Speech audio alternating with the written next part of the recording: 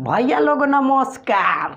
तो हम का बताई, जब से इंस्टाग्राम पर मैडम लोग के रील देखले बानी हमारा हे दिल में छिलबिल हो गइल बा। मैंने बुझ जाइए भैया 25,000 रुपया लगा के हो ऑर्केस्ट्रा में मजा नइखे मिलत जौन हई इंस्टाग्राम के रील देख के मिलता। अरे बाप रे बाप, का गजब के नु ऑर्केस्ट्रा करो तारी सन। एकनी के ऑर्केस्ट्रा देख के हमरा खुल के बड़ी सुकून मिलता। सारा 25,000 रुपया झूठा ऑर्केस्ट्रा में जियान होता।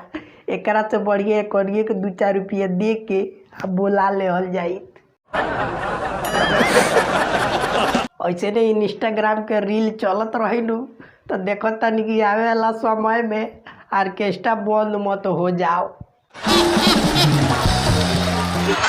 का बताइए भैया लोग, हमार बाबा हर महीना रिचार्ज करावे ले कि इया से वीडियो कॉल पर बतियाई है।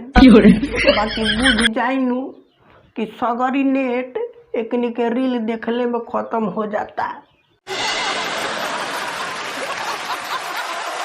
ओकरा बाद से बाबा हमार ना पाही लगावत रहे कि ना हम घर ही के रहतनी ना बहरिए के। अब एक दिन समझ ली कि हमारा गांव में बारात आई रहे आ दूल्हा के जाए खातिर एकदम VIP एगो गाड़ी बनाइल रहे। वही गाड़ी के सामने खड़ा होके एगो फोटो खिंचवा लेनी आ इंस्टाग्राम पर शेयर मार देनी। ओकरा बाद से का बताइए भैया लोग, गाड़ी वाला फोटो देख के हमारा के मार धना दोन मैसेज पर मैसेज आवे लागल। हमहू देखनी कि एगो फिल्टर मार के एकदम चमकतिया, ओकरे से लगनी बतियावे। प्यार मोहब्बत के सिलसिला बड़ी जोर शोर से चलत रहे। समझ जाए कि सरवा एक हफ्ता में 25,000 के चूना लगा के हमारा के ब्लॉक कर देहलस।